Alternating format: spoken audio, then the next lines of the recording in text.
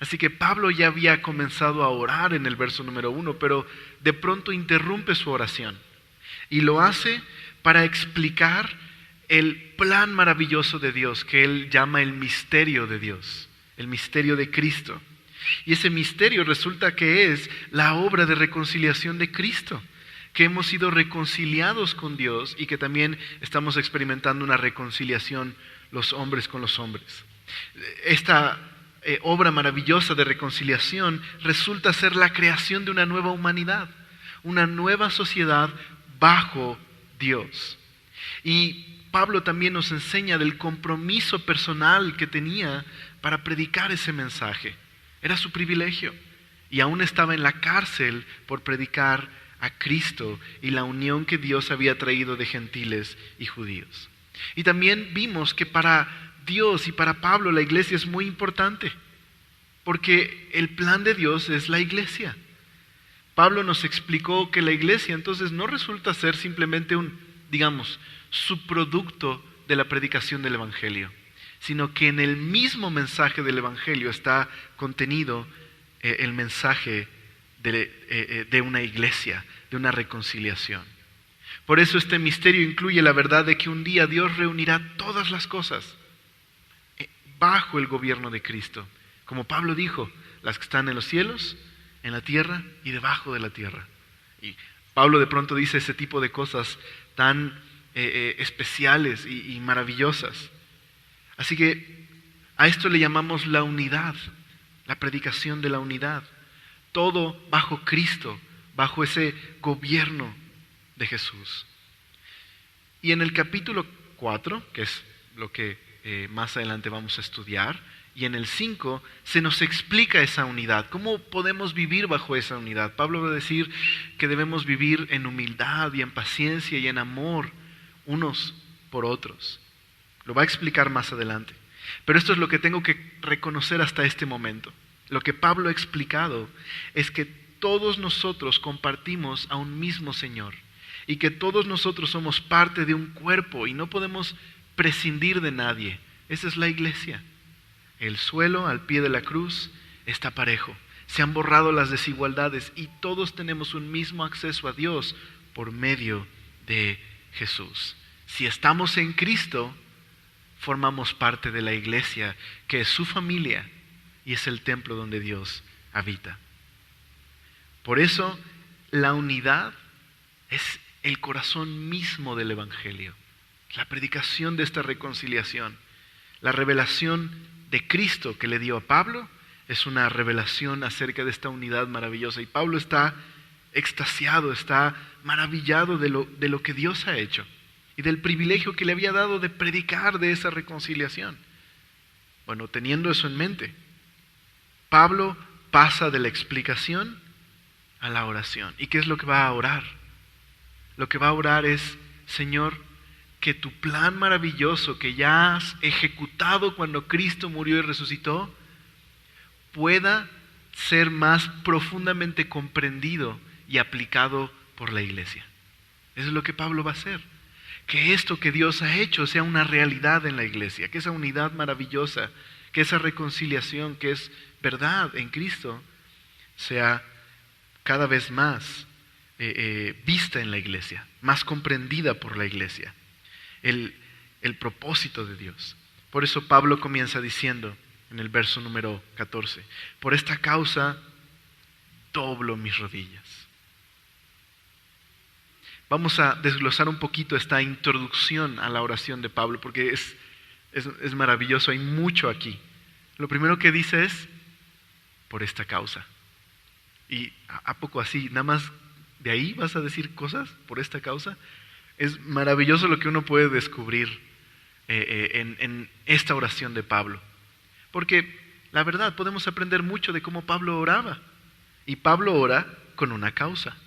Dices, bueno, eso es muy simple. Pero créeme, es muy importante entender que Pablo ora con una causa. Si preguntamos qué razón tiene Pablo para orar, ¿por qué se mueve a orar Pablo? La respuesta sería sencilla. Dios le ha revelado sus propósitos a Pablo. Y eso es lo que ha movido a Pablo a orar, que ha comprendido los propósitos de Dios. ¿Qué significa esto? Aquí está un principio maravilloso para la oración. Déjame ponértelo en las palabras de un comentarista bíblico. La base de la oración de Pablo era su conocimiento de los propósitos de Dios. Esto hace que la lectura de la Biblia sea indispensable para la oración, porque en la Escritura Dios nos ha revelado su voluntad y en la oración le pedimos que la haga. Esto es increíble. Déjame ponértelo así. ¿Has oído esta expresión? Bueno, Alex, yo no leo mucho la Biblia, pero oro muchísimo. Oro mucho. Mi respuesta es: ¿y qué estás orando? Porque lo que hace que nuestra oración tenga contenido y propósito y una meta es conocer la voluntad de Dios.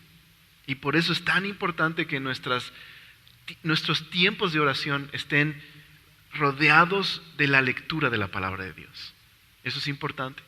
Bueno, John Stott lo dice de esta manera: no tenemos autoridad de orar más allá de lo que Dios ha revelado en sus propósitos.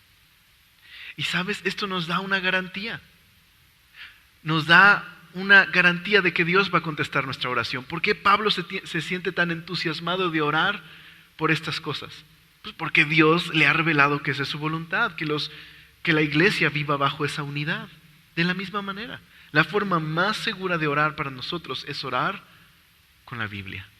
Es orar de acuerdo a los propósitos de Dios. Ahora, claro, interpretada en su propio, en su contexto, como es debido, porque a veces tomamos ciertos versículos y los sacamos de contexto y oramos por esos versículos y luego nos desanimamos que no suceden. Pero la razón es porque estamos sacando de contexto el texto bíblico.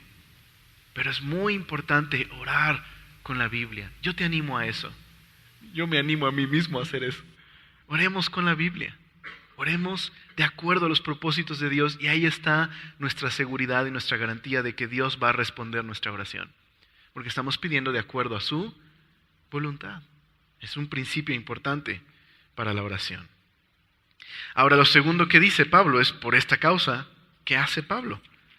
Me arrodillo. Dice ahí: doblo mis rodillas. ¿Existe alguna postura para orar? Bueno, la verdad es que no. De hecho, la postura más común que adoptaban los judíos era parados. Y esto es una posición inusual, pero sí hay muchos personajes en la Biblia que oraron de rodillas. Pero la verdad es que uno puede orar parado, sentado, caminando, de rodillas y hasta acostado. Sí, la Biblia recomienda a veces orar acostado. Aunque, ojo, no debemos sacar los textos de contexto. Y entonces si nos dormimos orando no podemos decir, como dice Eclesiastés, que Dios dará su sueño a su amado.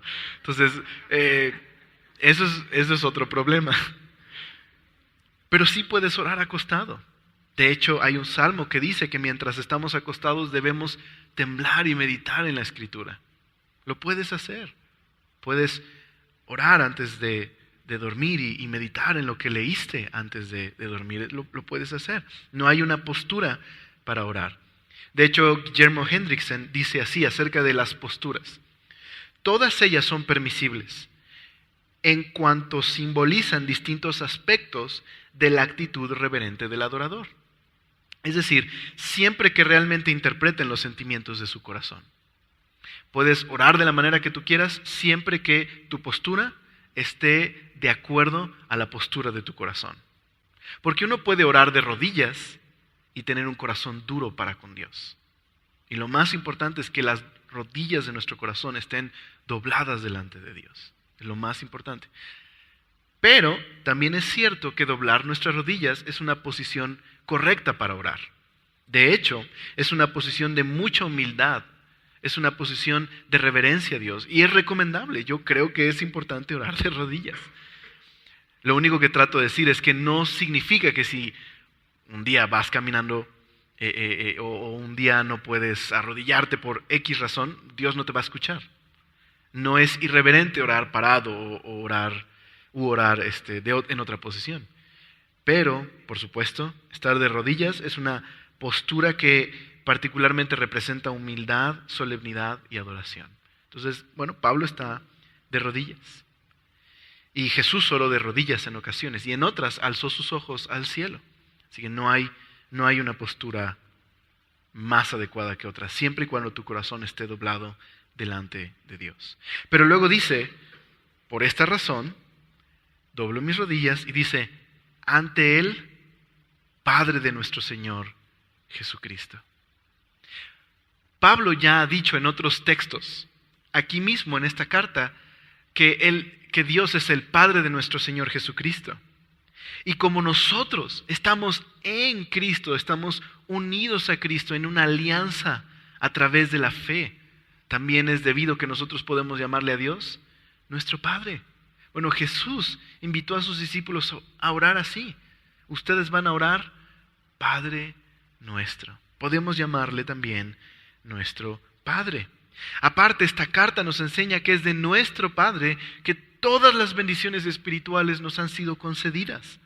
Y claro, este mismo capítulo nos ha enseñado que todos nosotros, ya sea judíos o gentiles, somos miembros de la familia de Dios.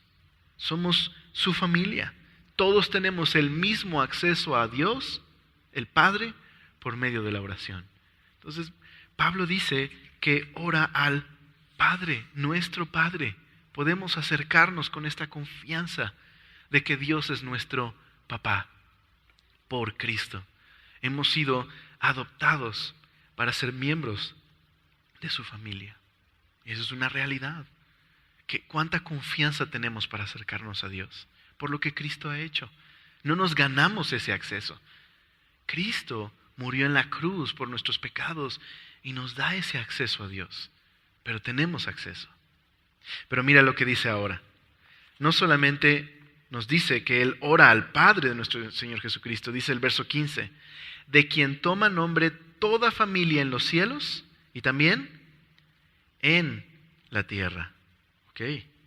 ¿Qué significa esto? De quien toma nombre toda familia. ¿Qué significa? Bueno, de entrada en el español no se entiende el juego de palabras que Pablo usa, pero en el griego hay un juego de palabras aquí.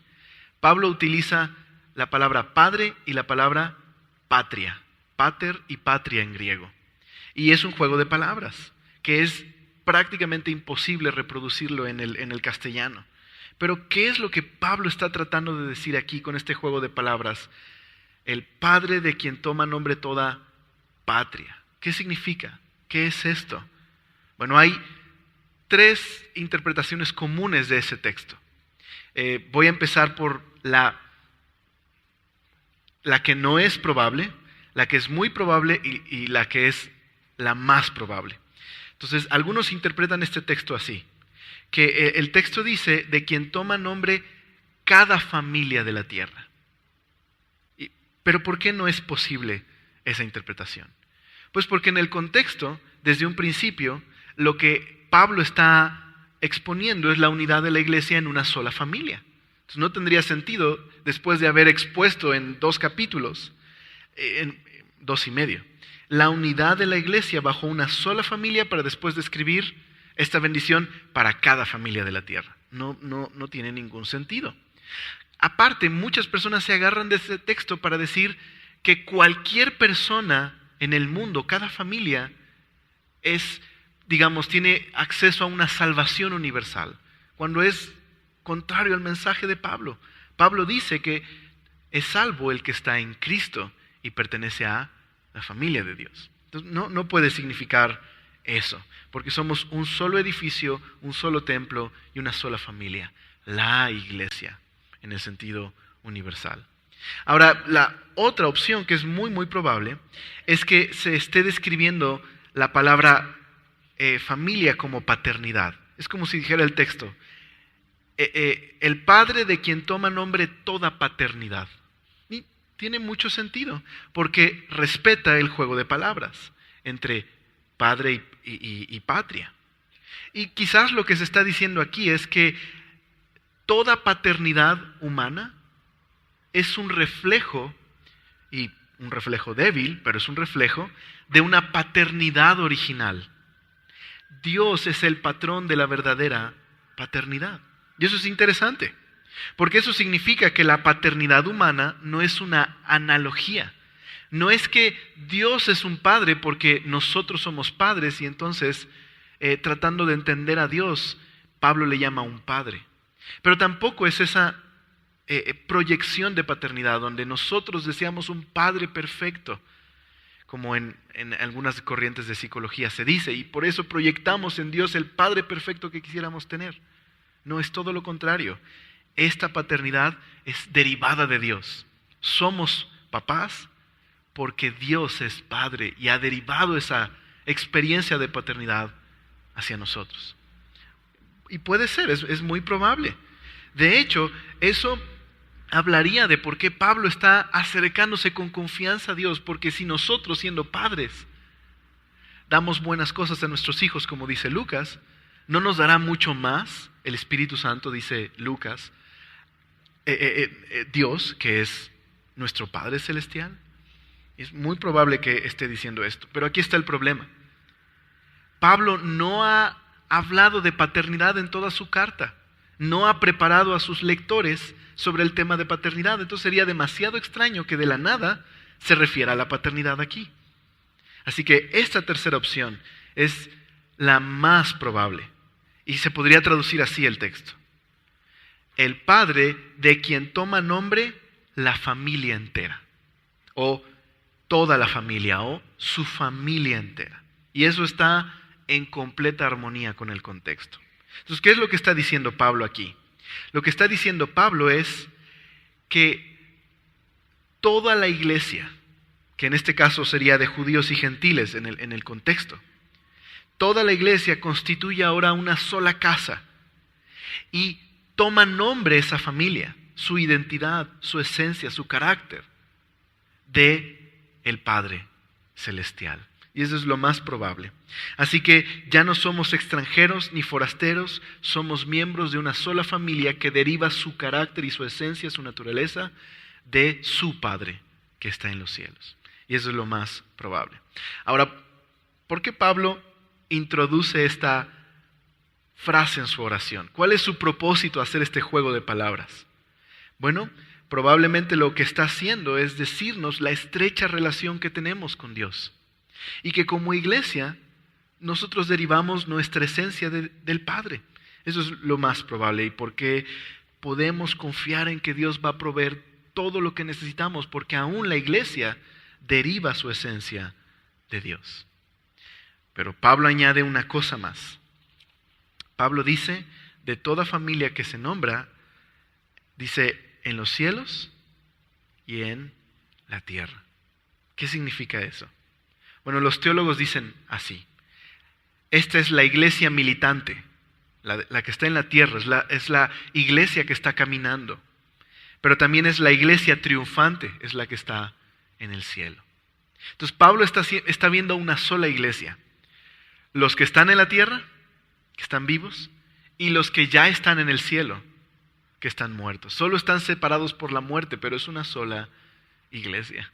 Entonces, ¿te das cuenta de la visión que Pablo tiene de la iglesia? Somos todos nosotros y todos aquellos que ya han pasado a estar con el Señor. Esa es la iglesia. Y eso es maravilloso. Somos una enorme familia de cristianos de todas las eras y de todas las épocas. ¿Recuerdas que Pablo ya nos ha dado esa imagen anteriormente? Un hermoso tapiz es la iglesia, con tejidos de cristianos de todas las épocas. O como un hermoso templo, con joyas y diamantes que representan a los cristianos de todas las épocas. Esa es la iglesia. Entonces la iglesia está caminando el día de hoy, pero no está sola. Ha habido toda una historia de creyentes que han amado al Señor y han servido al Señor y han caminado con Él, que ahora están en la gloria y no están separados de esta familia que es la iglesia. Solo por la muerte, pero es la iglesia. Qué visión tan llena de esperanza nos da la Biblia. Es impresionante. En 2 versículos Pablo como que nos vuela la cabeza, ¿verdad? En todo lo que está diciendo acá. Y termina esta introducción a su oración diciendo lo siguiente.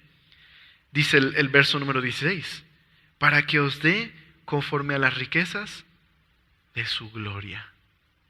Pablo dice, oro con confianza porque Dios me ha revelado su propósito y pido por ustedes para que ese propósito de Dios se lleve a cabo. Y pido a aquel de quien toma nombre toda la familia. Pero aparte, pido sabiendo que su poder es inagotable, que sus riquezas son infinitas. Le pido a Él. ¿Qué es lo que Pablo pide? 4 cosas pide Pablo en su oración. Podríamos decir que Pablo pide, conforme a esas riquezas inagotables, fortaleza, amor, comprensión y plenitud. Entonces comienza el verso 16 diciendo, para que os dé conforme a las riquezas de su gloria, el ser fortalecidos con poder, ¿en dónde? En el hombre interior por su espíritu. ¿Para qué? Para que habite Cristo por la fe en vuestros corazones, a fin de que, ¿qué es lo que pide Pablo? Fortaleza en el hombre interior por su espíritu, para que Cristo habite por la fe en nuestros corazones. Podríamos decir que ambas peticiones, fortaleza y que Cristo habite en el corazón de los creyentes, es una misma petición. ¿Por qué? Porque la Biblia enseña que es por medio del Espíritu que Cristo habita en los creyentes. Entonces Pablo está pidiendo que el Espíritu fortalezca el hombre interior para que habite ahí Jesús. Ahora esto es muy importante. Ambas peticiones se enfocan en el interior, que Cristo habite en el corazón de los creyentes y pide por fortaleza. Pero, pregunta, ¿por qué Pablo pide que Cristo habite en el corazón de los cristianos? ¿No se supone que Cristo ya habita en el corazón de aquellos que son cristianos? ¿No fue parte de lo que pedimos cuando nos convertimos? Que Jesús morara en nuestro corazón. ¿Por qué Pablo pediría esto? ¿Qué sentido tiene pedir esto? Bueno, lo entendemos cuando vemos que Pablo utiliza una palabra muy específica para hablar de Cristo habitando en el corazón de los creyentes. Verás, en el griego hay 2 palabras que implican habitar. Una de estas palabras significa habitar como un extraño, como un extranjero, diríamos como un huésped, como alguien que está de visita. Pero Pablo no usa esa palabra. Pablo usa otra palabra, una que describe una residencia permanente. Algunos lo traducen así, para que Cristo habite en sus corazones y se sienta como en casa. Entonces, ¿qué es lo que Pablo está diciendo aquí? Pablo dice que Cristo debe habitar como el dueño, no como el huésped, como el residente permanente, no como alguien que está de paso. Eso es lo que está pensando Pablo aquí. Bueno, Hadley Moule describe la idea de que Cristo habita en nuestro corazón de la siguiente manera. Quiero citarlo a él. Lo expresa de una manera muy fácil. Dice, la habitación de un dueño en su propia casa, en oposición a aquel que está de paso y será en la mañana. Y luego él dice, la residencia en el corazón del Maestro y del Señor es quien debe gobernar donde habita, que no solo entra para aliviar, sino que antes que nada para reinar. Entonces muchas veces nosotros queremos que Cristo pues, nos ayude, que Cristo alivie nuestro dolor, pero no queremos que Él sea Señor de todas las áreas de nuestra vida. Y lo que Pablo está diciendo aquí es que Cristo debe reinar, debe gobernar, debe controlar el corazón del creyente. Bueno, y Alex, ¿qué es el corazón? Es eso que te regalan en San Valentín, digamos, ¿no? Un chocolate con forma de corazón. ¿Qué es el corazón?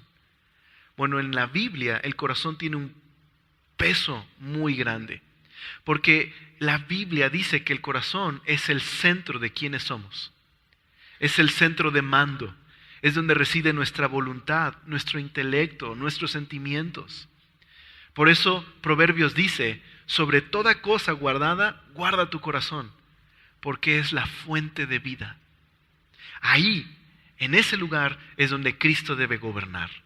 Por eso cuando Pablo dice que Cristo habite en tu corazón es otra forma de decir que Cristo controle tu vida, que Cristo sea el gobernante de toda tu vida. Pablo pide que sean fortalecidos en el hombre interior para que por la fe Cristo sea el Señor de sus vidas. Una buena pregunta para reflexionar el día de hoy es: ¿Cristo es un huésped en tu vida o es el dueño de tu vida? ¿Cómo funciona? ¿Tiene permiso para ciertas áreas de mi casa o tiene las llaves y el título, las escrituras de la casa?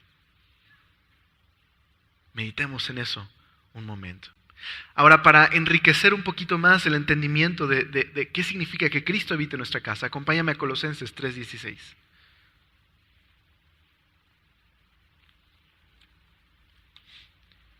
Es un paralelo a este texto porque Colosenses y Efesios se parecen mucho.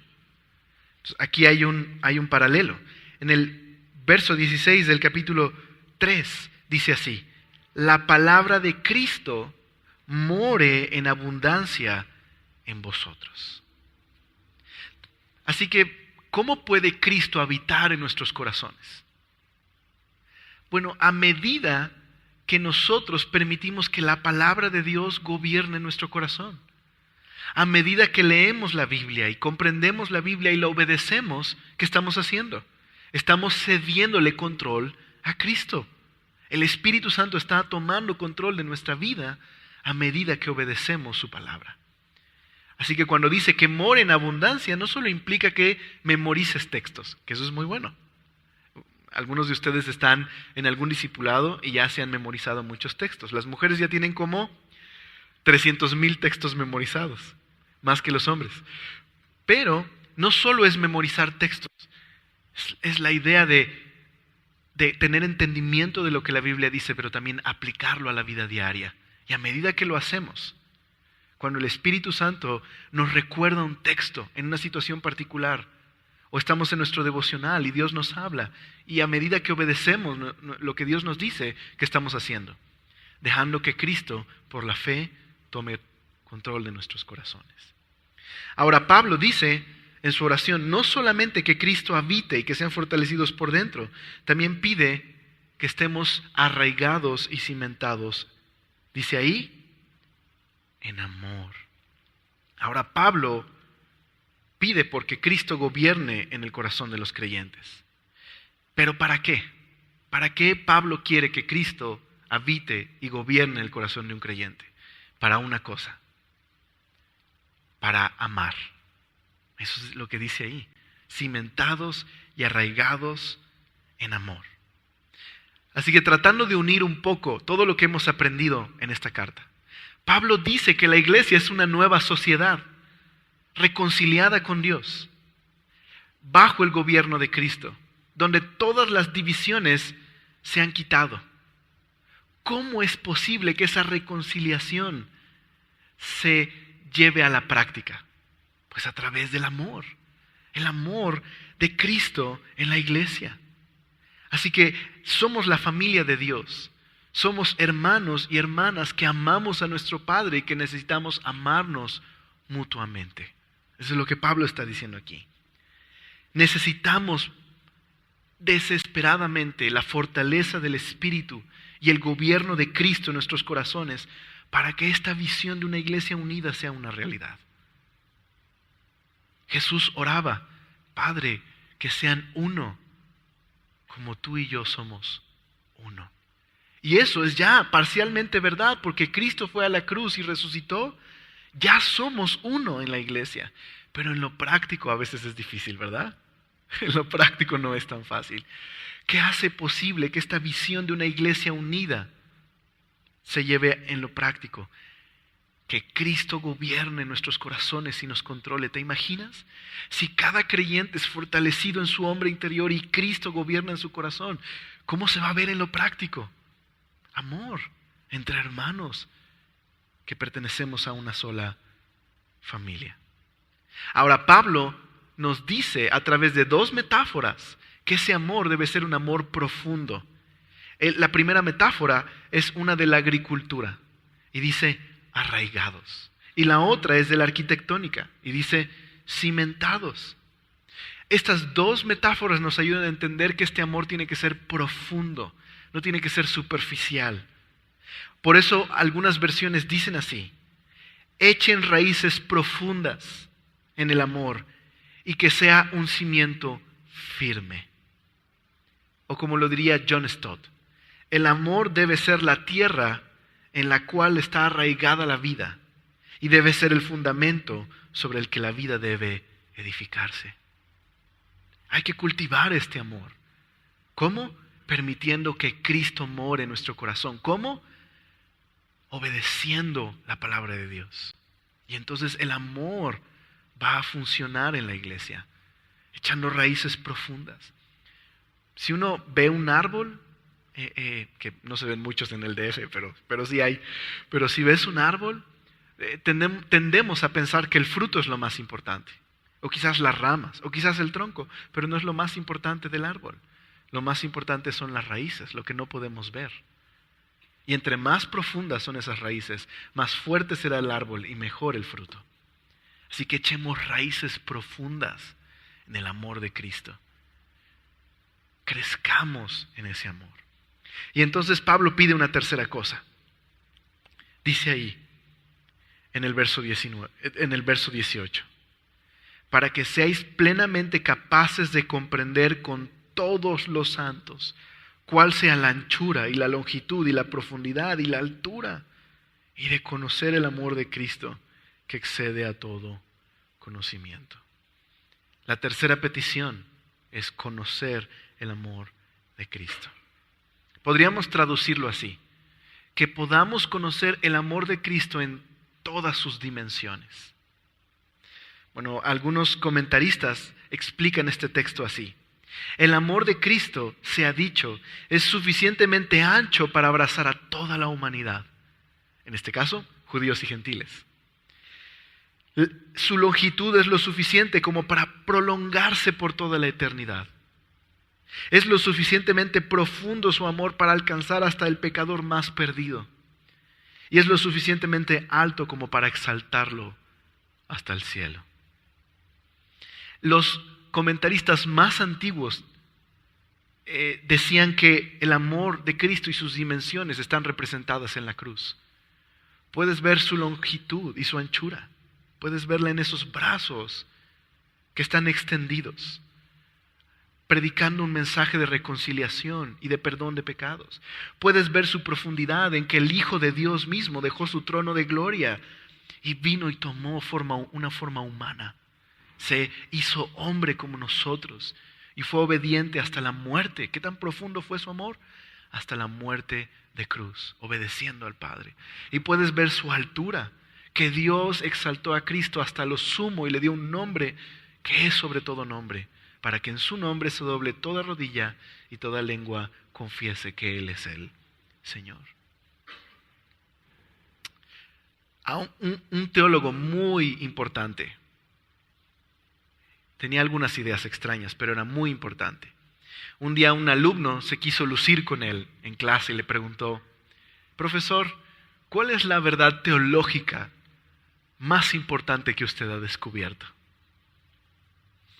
Este teólogo ya había pasado por todas esas cosas que los alumnos hacen cuando quieren lucirse con sus profesores. Y respondió así, con un pequeño himno. Dijo que la verdad teológica más profunda que ha descubierto es la siguiente: Cristo me ama, bien lo sé, pues la Biblia me lo dice así. Es la verdad teológica más profunda. El amor de Cristo, conocerlo en todas sus dimensiones. Pero luego Pablo dice dos cosas muy interesantes al respecto. Dice que conozcamos este amor y dice, con todos los santos. Ok, ¿qué significa eso? Otra vez la iglesia sale a relucir aquí como una parte tan importante del plan de Dios. Es como si Pablo dijera, si quieres conocer el amor de Cristo solo en lo individual, vas a quedarte muy corto. No podemos conocer el amor de Cristo en todas sus dimensiones sin la iglesia. Necesitamos comprender el amor de Cristo con todos los santos. Y claro que lo vas a comprender porque somos creyentes en transformación. Créeme que la iglesia es el mejor lugar para conocer el amor de Cristo y aprender a amar a otros con el amor de Cristo, como para que otros aprendan a amarte a ti y aprendan a amarme a mí. Hay una canción que tengo que confesarles, me choca, que siempre se canta en cualquier grupo de jóvenes donde hay una dinámica y es una canción que dice con el nombre de cierta persona, por ejemplo mi nombre, amamos a Alex, y luego dice, se necesita el amor de Cristo para amar a Alex. Y siempre que escucho esa canción me suena como, qué mala onda, ¿qué estás tratando de decir con eso? Pero ¿saben qué? Tiene razón. Sí se necesita el amor de Cristo para amar a Alex. Y para amarte a ti, y para amar a la iglesia. Y por eso en la iglesia es tan ancho el amor de Cristo que necesitamos a la iglesia para conocerlo. Y esa es una gran verdad. Pero luego dice Pablo otra cosa. Pablo dice que conozcas el amor de Cristo que excede todo conocimiento. ¿Qué? ¿Cómo puedes conocer lo que es incomprensible? Bueno, es que Pablo utiliza una palabra ahí que significa conocer por experiencia. Y lo que Pablo está diciendo es que comprendamos más y más el amor de Cristo y lo experimentemos.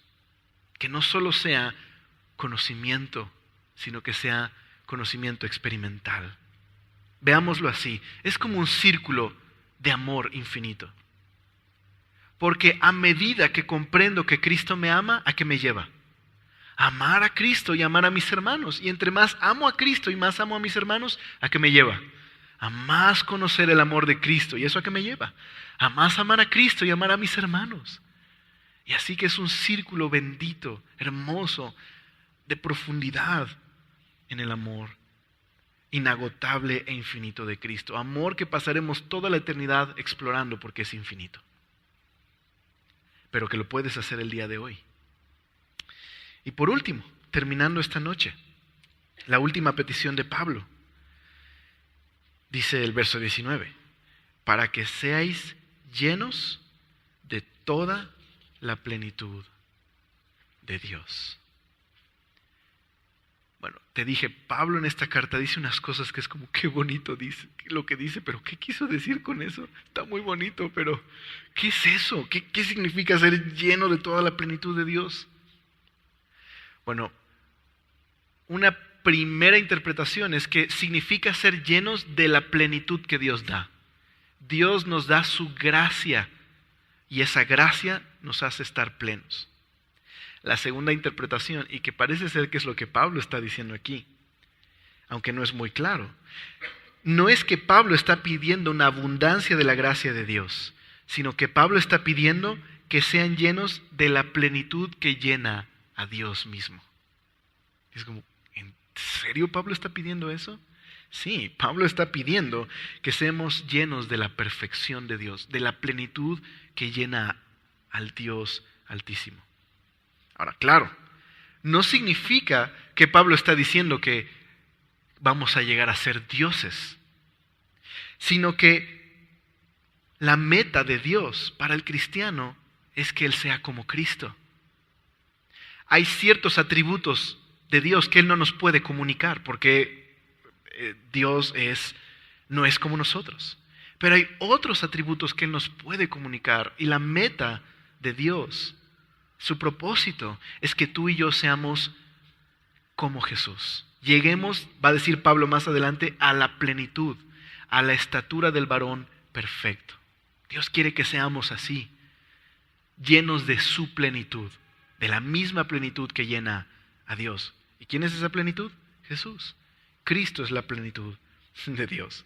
Les dije, Pablo dice cosas que es como nos rompe cualquier esquema.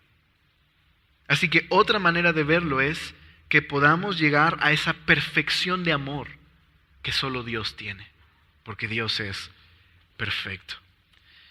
Bueno, un texto en 2 Corintios 3:18 dice así, sobre los creyentes. Dice, Así que todos nosotros, a quienes nos ha sido quitado el velo, podemos ver y reflejar la gloria del Señor. Y luego él dice, estoy leyendo una versión sencilla: el Señor, quien es el Espíritu, nos hace más y más parecidos a Él a medida que somos transformados a su gloriosa imagen. Así que Pablo ve la meta final. Un día la iglesia estará en perfecta unidad, en perfecto amor, llena de toda la plenitud que llena a Dios mismo. Pero, aunque esa es la meta final, y no alcanzaremos esa plenitud hasta que pasemos a la gloria con el Señor, Pablo no nos está diciendo que no podamos progresar en esa plenitud aquí en la tierra. De hecho, esta plenitud no solo es la meta, es el camino. Hoy podemos caminar juntos como iglesia, progresar hacia esa plenitud, permitiendo que Dios nos transforme y nos haga más como Jesús. Ahora, ¿verdad que estas peticiones son muy audaces? ¿Cómo se atreve a Pablo a pedir estas cosas? Bueno, así termina el pasaje diciendo, mira el 20. Y aquel que es poderoso para hacer todas las cosas, mucho más abundantemente de lo que pedimos o entendemos, según el poder que actúa en nosotros. A Él sea gloria en la iglesia, en Cristo Jesús, por todas las edades, por los siglos de los siglos.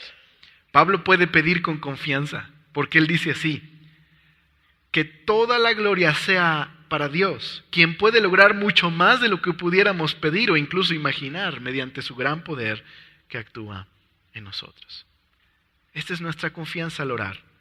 Pablo dice, Dios puede obrar. ¿Por qué? Porque Él no está dormido, Él está activo. Dios puede hacer lo que pedimos, porque Él nos escucha y nos contesta. Dios puede hacer lo que pedimos o imaginamos, porque Él conoce todos nuestros pensamientos. Y Dios puede hacer más allá de lo que pedimos o imaginamos, porque sus expectativas son más elevadas que las nuestras. Y Él puede hacer todavía muchísimo más, porque su gracia y su poder son inagotables, y porque no hay límites para lo que Dios puede hacer. Y por eso, Pablo dice, esta visión de una iglesia perfecta en unidad y en amor es posible por lo siguiente: porque el poder que resucitó a Jesucristo de los muertos es el mismo poder que opera dentro de los creyentes, porque Cristo habita en nosotros por la fe y que opera en su iglesia. Por eso es posible, por el poder de Dios en su iglesia. Y esta es la única doxología final en la que Pablo incluye a la iglesia, en la que dice, gloria sea a Dios en la iglesia y en Cristo. Porque la iglesia es el lugar donde Cristo es exaltado. Y porque la iglesia es posible por lo que Cristo ha hecho. Es que no terminamos exaltando a Dios, glorificando a Dios y pidiendo estas cosas que leímos, ¿les parece?